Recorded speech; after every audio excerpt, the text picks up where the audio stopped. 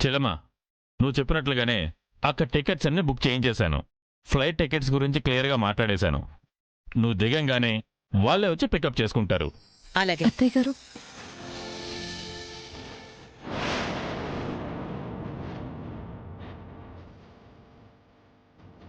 అదెందుకమ్మా? ఆ, తాతయ్య గారి ఫోటోకున్న పూల దండ వాడిపోయింది. దాన్ని మార్చాలత్తయ్య. మంచిది.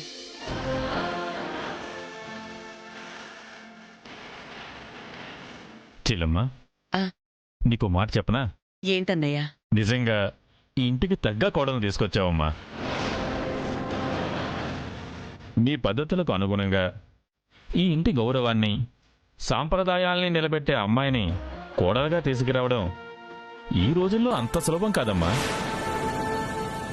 అవునన్నయ్యా, మావయ్య గారి ఫోటోకి దండ మార్చడం దగ్గర్నుంచి ప్రతి పని తనే బాధ్యతగా చేస్తుంది. అమ్మా, ప్రతిరోజు అత్తయ్యతో సహా అందరూ ఆవిడ గారిని పొగుడుతారు. ఈ రోజు ఏకంగా నాన్న కూడా మొదలు పెట్టేశాడు. ఇలా అయితే దాన్ని ఇంట్లో నుంచి గెంటించేదెప్పుడు? మీ నాన్న ఏది చేసినా ఊరికనే చేయడమ్మా. దాని వెనక ఏదో లాభం ఉండే ఉంటుంది. అయినా నా ఎడమ కన్ను అదురుతూనే ఉంది.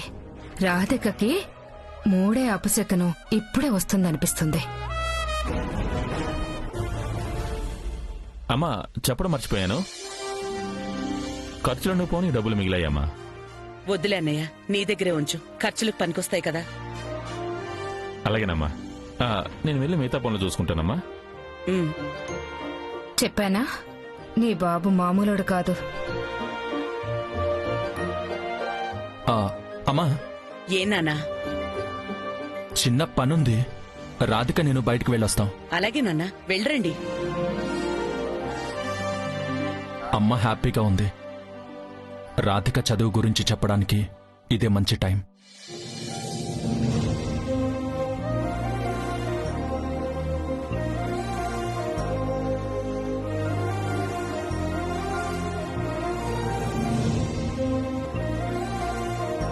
పద చెప్తాను.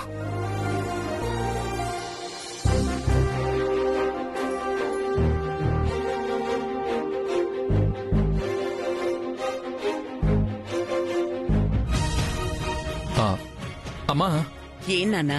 అది నీతో ఒక విషయం చెప్పాలి. చెప్పు నాన్నా. అది అమ్మా, అది ఏంటంటే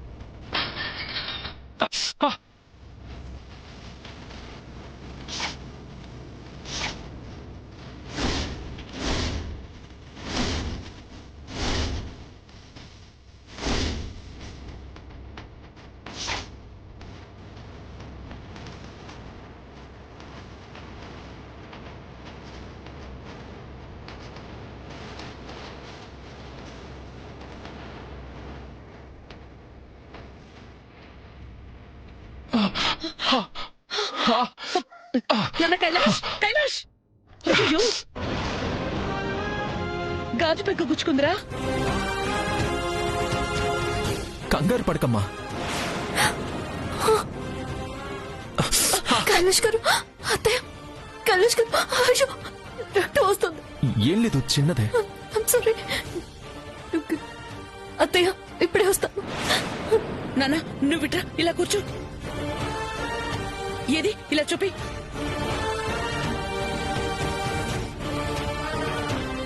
కైలాష్ గారు,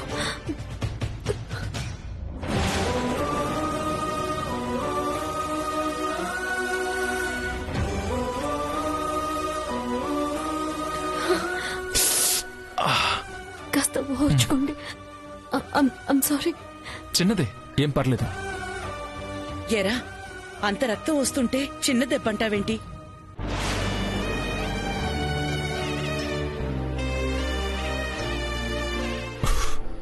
ఏం కాదమ్మా, ఇట్స్ ఓకే.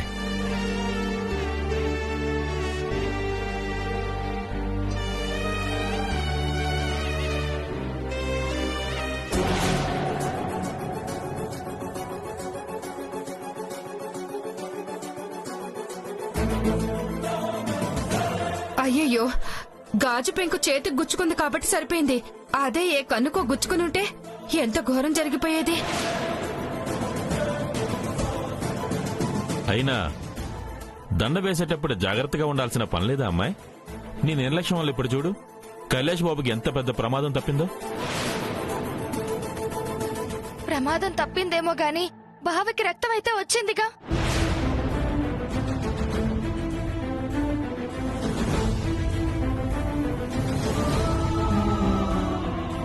రాధిక, ఇంకోసారి ఇలా చేయకమ్మా.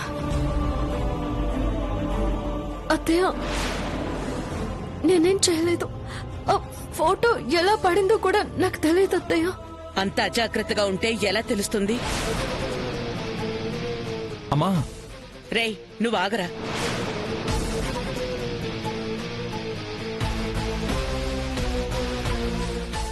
మంచిదానివని భుజానికి ఎక్కించుకుంటుంటే కళ్ళు నెత్తికెక్కుతున్నాయా రాధిక?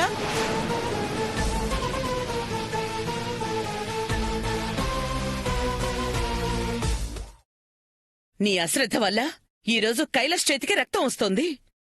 నిజంగానే ఏ కంటికో తలకో గుచ్చుకునుంటే ఏంటి పరిస్థితి? పైగా దేవుళ్ళంటే మా మావయ్య గారి ఫోటో కింద పడేసి దాన్ని అపవిత్రం చేశావు.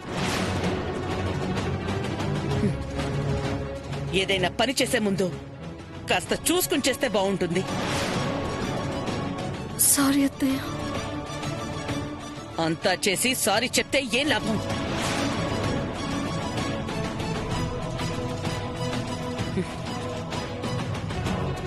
నాన్న కైలాష్, చెయ్యి బాగా నొప్పిగా ఉందా? ఏం లేదమ్మా, చిన్నదే. సర్లే, నీకన్నీ చిన్నగానే అనిపిస్తాయి. పద రెస్ట్ తీసుకుందు గాని. రా రా.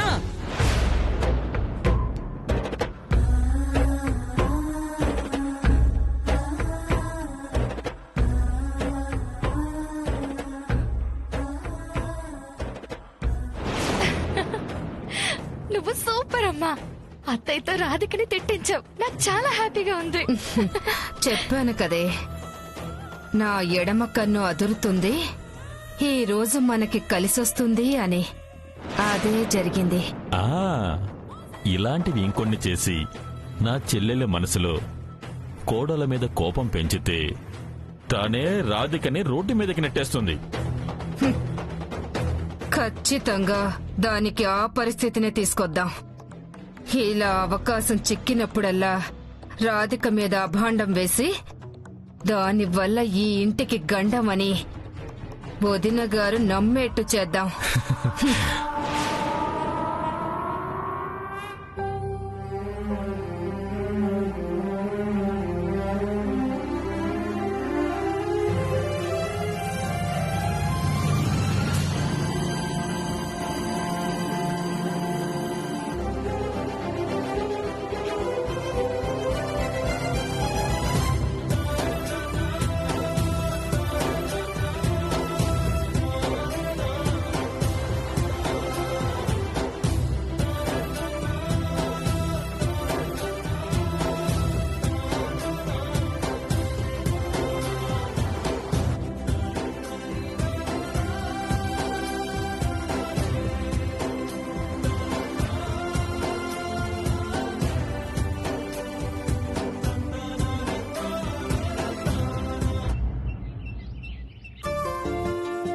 కృష్ణమూర్తి గారు, సార్ కృష్ణమూర్తి గారు. నమస్కారం అండి. బాగున్నారా? ఆ, రండి, కూర్చోండి. బాగున్నాను. సుజాత, కాఫీ తీసుకురా. ఎందుకో అర్జెంట్గా రమ్మని ఫోన్ చేశారు? అదేనండి, మా చిన్నమ్మాయికి ఓ మంచి సంబంధం చూడమని మీకు వివరాలు ఇచ్చాం కదా, ఆ ప్రయత్నం ఎంతవరకు వచ్చిందో తెలుసుకుందామని రమ్మన్నాను. బాగా జల్లెడ పట్టి మీకు తగిన సంబంధాలు కొన్ని చూశానండి.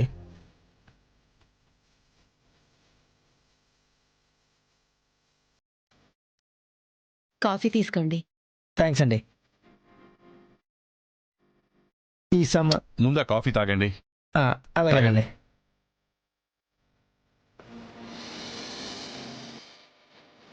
ఈ అబ్బాయి సాఫ్ట్వేర్ ఇంజనీర్, నెలకి 1,00,000కి పైగా సంపాదిస్తున్నాడు. ఆస్తిపాస్తులు కూడా బాగానే ఉన్నాయి. ఓ చెల్లెలు కూడా ఉంది. ఆ అమ్మాయికి ఇంకా పెళ్లి కాలేదు. ఈ అబ్బాయి ఇంకా అపర కోటీశ్వరుడు. చాలా వ్యాపారాలు ఉన్నాయి. ఒక్కడే కొడుకు.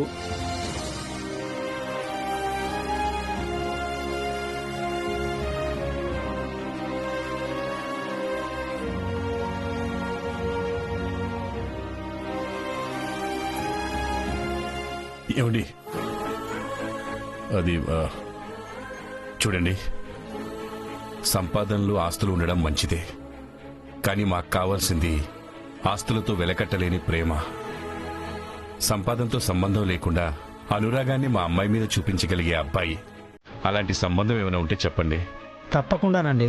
అలాంటి సంబంధాలు వస్తే త్వరలోనే మిమ్మల్ని కలుస్తాను.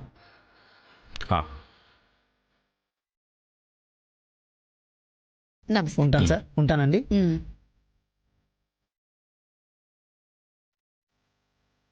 త్వరగా చిన్నమ్మాయి పెళ్లి కూడా చేస్తే నాకు కాస్త నిశ్చింతగా ఉంటుంది. అన్నీ జరుగుతాయండి, మీరేం దిగులు పెట్టుకోకండి. సుజాత, ఒకసారి ప్రియని వచ్చి వెళ్ళమని చెప్పు. దాన్ని చూసి 4 రోజులైంది. అలాగేనండి, ఫోన్ చేస్తాను.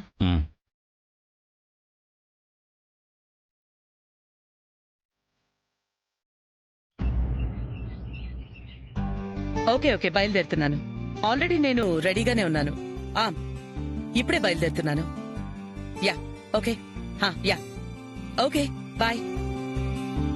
అమ్మా రాధిక, కైలాష్.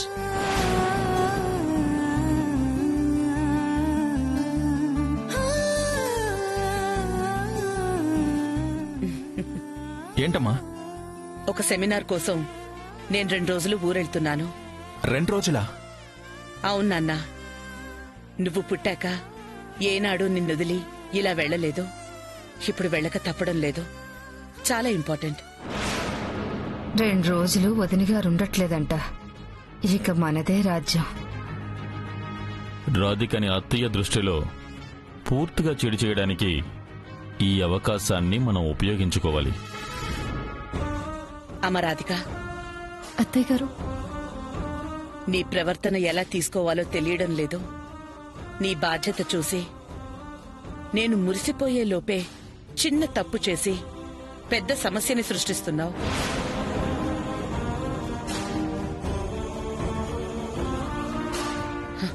ఏదో అపశకునం పని చేస్తున్నావు.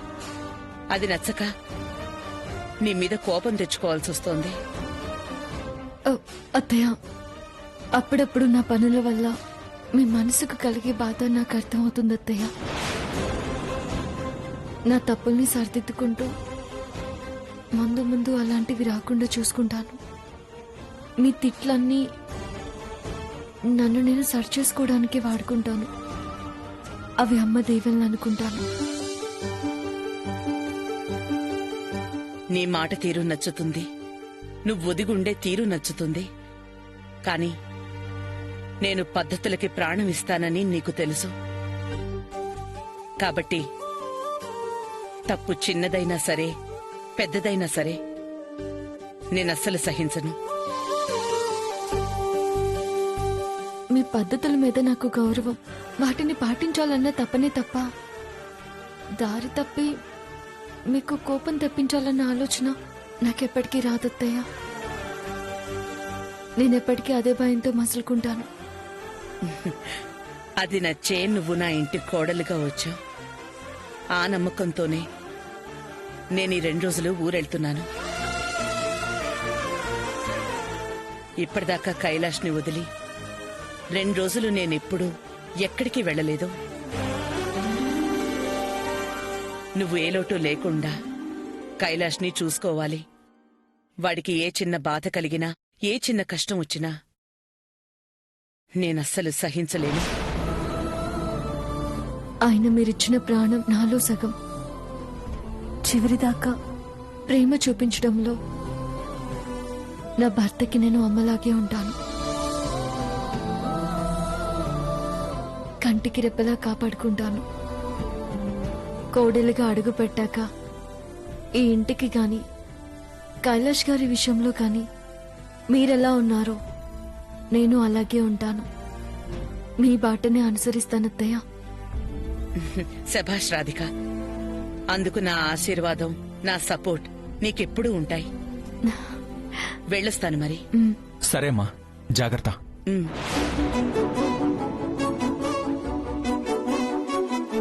అత్తయ్య త్వరగా వచ్చేయండి. 2 రోజుల్లో వచ్చేస్తానమ్మా. మీ ఇద్దరిని వదిలి వెళ్లాలంటే ఒక విధంగా నాకు దిగులుగానే ఉంది, కానీ తప్పడం లేదు.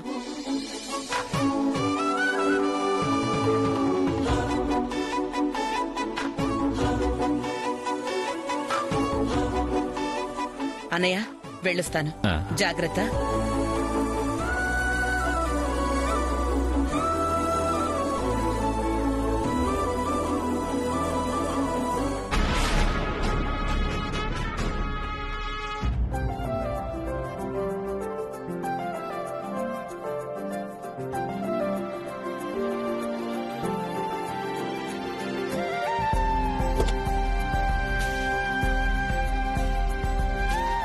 బాయ్ మా. బాయ్ నాన్న.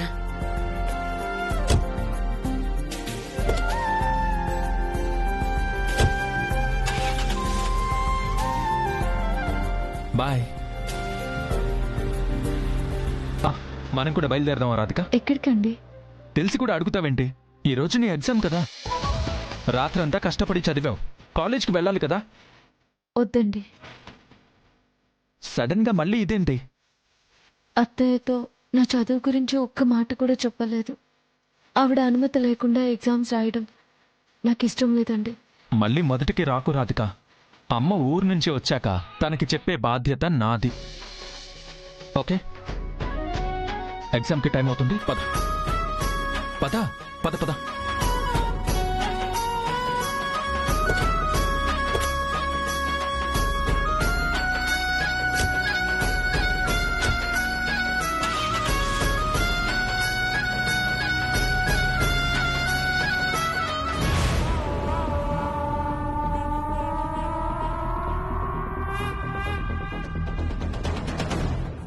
ఇప్పుడేగా వదిన గారు బాధ్యతలు చెప్పి వెళ్ళింది. వెంటనే మొగుడు పెళ్ళాలు ఎక్కడికి వెళ్తున్నారు? మనకేమైనా చెప్పి వెళ్తారా ఏంటి? అందుకే నువ్వు వాళ్ళని ఫాలో అయ్యి ఎటు వెళ్తున్నారో తెలుసుకో నాన్న. తర్వాత మనకు ఉపయోగపడొచ్చు. అవునండి, తొందరగా వెళ్ళండి. ఉమ్.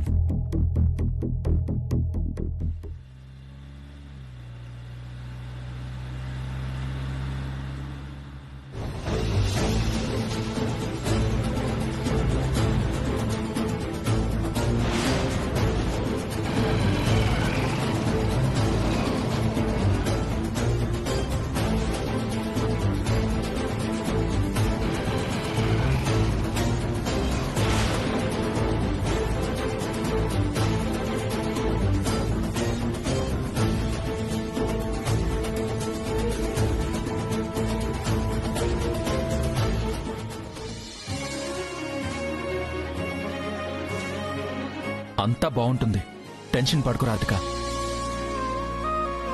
ఏదో చిన్నపాటి కంగారే తప్ప మీ సపోర్ట్ నాకుండగా నాకే కంగారు లేదు కైలాష్ గారు.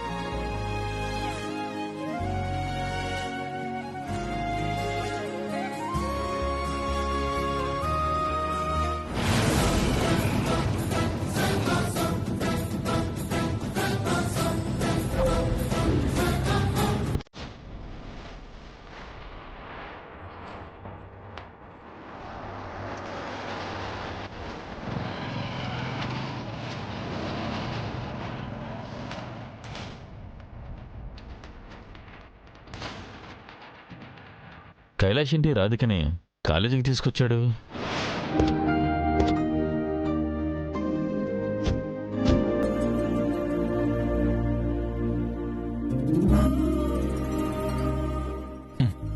All the best. Thank you.